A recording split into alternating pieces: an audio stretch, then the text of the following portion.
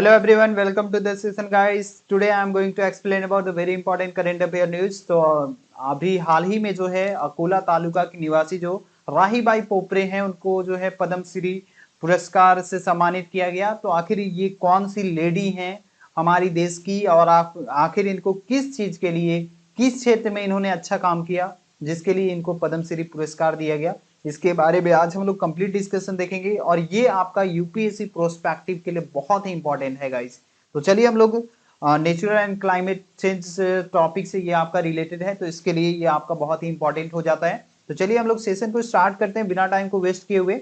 ठीक है, तो यहाँ पे जैसे कि आप थंबनेल में देख रहे हो कि अकोला तालुका के निवासी जो राहीबाई पोपरे हैं उनको पद्मश्री पुरस्कार से सम्मानित किया गया। ये है राहीबाई पोपरे और ये है हमारे देश के प्रेसिडेंट, ऑनरेबल प्रेसिडेंट, जो हमारे रिस्पेक्टिव प्रेसिडेंट है वो, राइट। और ये हूं मैं, myself Ashish Kumar Mishra. So I am taking the class on my YouTube channel fertile classes by A K. Mishra.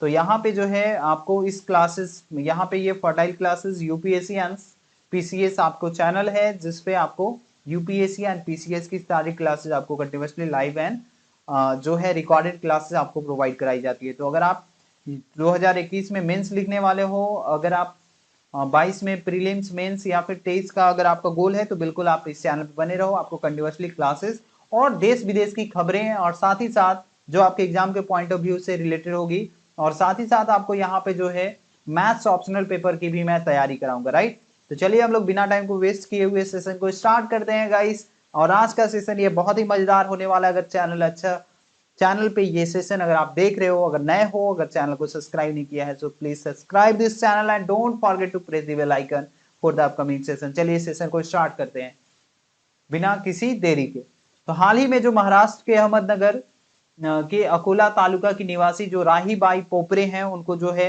जिनको एक नाम से जाना जाता है, सीड मदर के नाम से जाना जाता है, उनको यहाँ पे पद्मश्री पुरस्कार से सम्मानित किया गया। इनको सीड मदर क्यों बोला जाता है, आखिर इनका पद्मश्री में इनका नाम रिकॉग्नाइज क्यों किया गया, इसके बारे में हम लोग पूरा डिस्कशन करेंगे। ठीक है, तो इनका नाम पद्मश्री के लिए इसलिए रिकॉग्नाइज किया गया क्योंकि इन्होंने लगभग 100 से भी ज्यादा जो भू प्रजातियां हैं उन उसको इन्होंने बचाए रखने में हेल्प किया, उसको सेव किया, जिसके लिए जो है इनका नाम पद्मश्री के लिए दिया गया। अब लैंड रेसेस क्या होते हैं, भू प्रजातियां क्या होती है?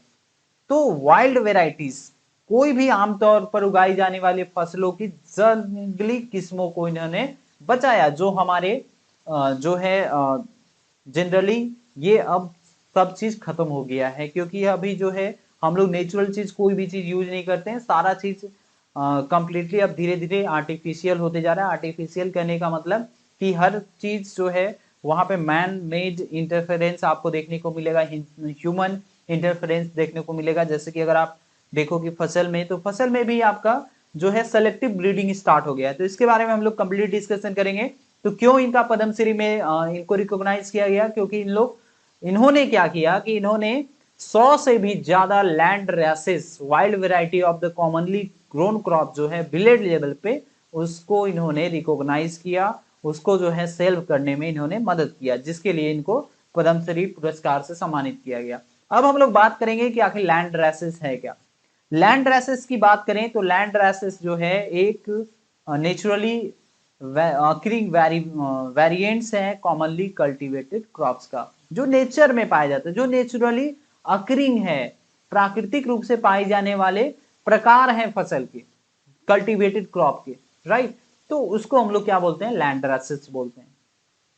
लेकिन अगर हम लोग देखें तो लैंड रेसेस क्या है, जो आजकल जो हम लोग खेती करते हैं या फिर आजकल जो भी प्रजनन आ रही है, उसमें क्या है कि आपको सेलेक्टिव ब्रीडिंग आपको देखने को मिल रहा है। जैसे हम लोग क्या करते हैं, हाइब्रिड फसल लगाते हैं, जेनेटिक इंजीनियरिंग, ये सब के माध्यम से दूसरी फसल प्रजाति या फिर एक निश्चित विशेषता दिखाने के लिए हम लोग क्या करते हैं। जैसे निश्चित विशेषता कहने का मतलब कि हम लोग को अगर बहुत बड़ा फसल उगाएंगे तो उसमें भी हमें ये जो है अलग एक तरीके से रिकॉग्नाइज किया जाएगा। तो उसके लिए भी यहाँ पे हमारे देश में जो है सेलेक्टिव ब्रीडिंग या फिर जेनेटिक इंजीनियरिंग है, वो आपको यहाँ पे काम करे, जिसके कारण एक निश्चित विशेषता दिखाने के लिए विकसित की जाने वाली व्यावसायिक रूप से जो भी फसल उगाई जाती है उसके विपरीत है ये, क्योंकि इनका तो व्यवसाय, क्योंकि नेचुरली जो भी चीज अगर आप ऑब्टेन करोगे उसमें कॉस्टिंग ज्यादा लगेगा और फसल भी कम होगा। तो यहाँ पे क्या हो रहा है कि इन्होंने क्या किया कि इन्होंने ये सब चीज को प्रोटेक्ट किया जो आज के डेट में बहुत ही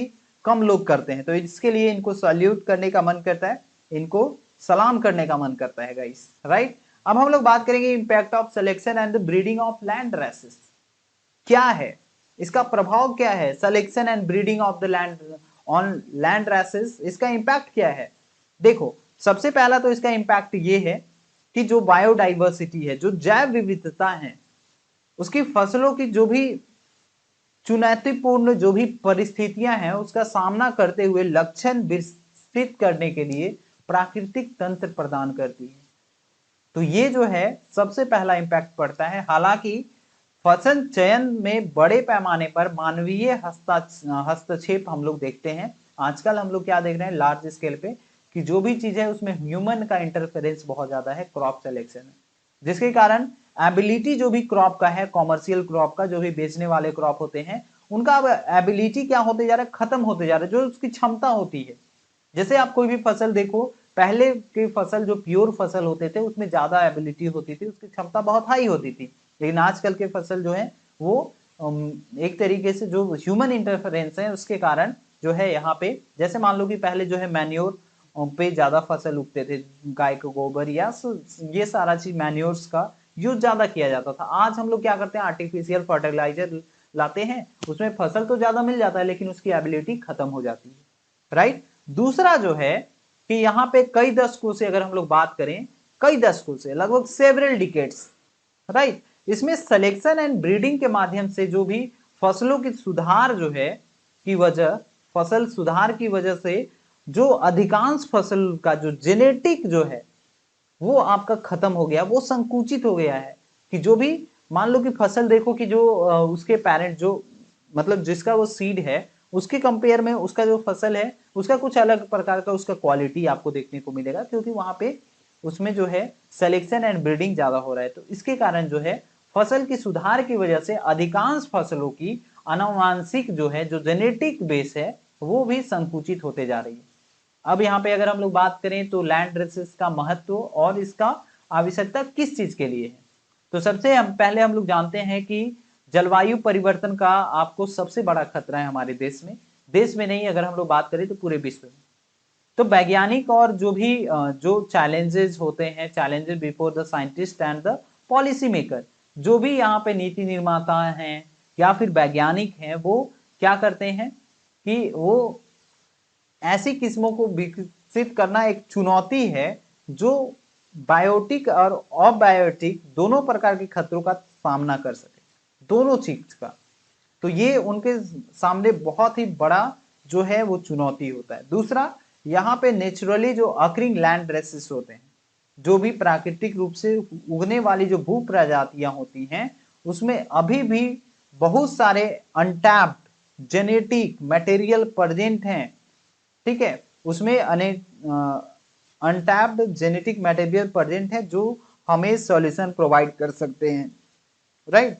तो अभी भी हमारे पास पूरा इस टाइप का जो है भू प्रजातियां खत्म नहीं है, वो हमें अभी भी, अगर हम जितना भी हमारे पास है उसको भी अगर हम सेव कर ले तो उससे भी हमारा जो है प्रॉब्लम का सॉल्यूशन हो सकता है, राइट। दूसरा जो है जेनेटिक डाइवर्सिटी मतलब अनुवांशिक विविधता की बात करें तो ये एक प्रकृति की उत्तरजीविका क्रियाविधि है। मीन्स जेनेटिक डाइवर्सिटी एक प्रकार का क्या है, नेचुरल सर्वाइवल मैकेनिज्म है, राइट। मीन्स प्रकृति की उत्तरजीविका की क्रियाविधि है। और जीन पूल जो है जितना अच्छा होगा, मान लो जो सीड था उसी का क्वालिटी जो नेक्स्ट जो उसका क्रॉप है उसमें आ जाता है, तो वो जितना अच्छा होगा उतना ही आपको जलवायु घटनाओं से बचने में मदद करने में सक्षम लक्षण विकसित करने की संभावना उतना ही अधिक होगी। मतलब सर्वाइविंग जो है उसमें एक्सट्रीम ज्यादा होगा, हम लोगों को यहाँ पे विकसित करने की संभावना बहुत ज्यादा होगा, जिसके कारण हम लोग जो है जलवायु घटनाओं से बचने में मदद मिलेगी, राइट। ठीक है, तो यही था कंप्लीट डिस्कशन। आई होप आपको समझ में आ गया होगा गाइस। तो ये था कि अकोले तालुका की निवासी जो राहीबाई पोपरे को आखिर यहाँ पे पद्मश्री सम्मान क्यों दिया गया। तो ये था कंप्लीट रीजन। आई होप आपको समझ में आ गया होगा। समझ में आ गया तो बिल्कुल सेशन पे नए हो तो सेशन को लाइक जरूर करना, चैनल पे नए हो तो चैनल को सब्सक्राइब जरूर कर दो, and don't forget to press the bell icon for the upcoming session guys. चलिए मिलते हैं नेक्स्ट क्लास में। Bye bye, take care, best of luck, see you in the next session. Thank you so much guys, thank you.